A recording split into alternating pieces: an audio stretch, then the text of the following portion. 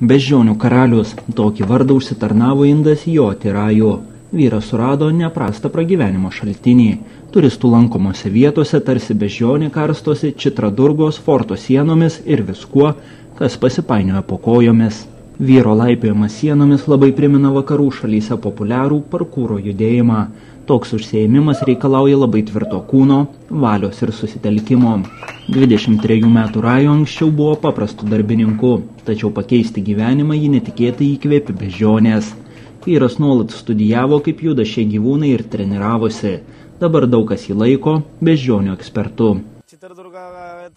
Jie mane vadina beždžionių karaliumi. Gavau šitą vardą, kai laipiodamas medžiais ir sienomis pradėjau imituoti beždžionių judesius. Pastaruoju metu Rajus stengiasi savo užsiėmimą populiarinti tarp jaunimo ir tikisi paramos iš vyriausybės.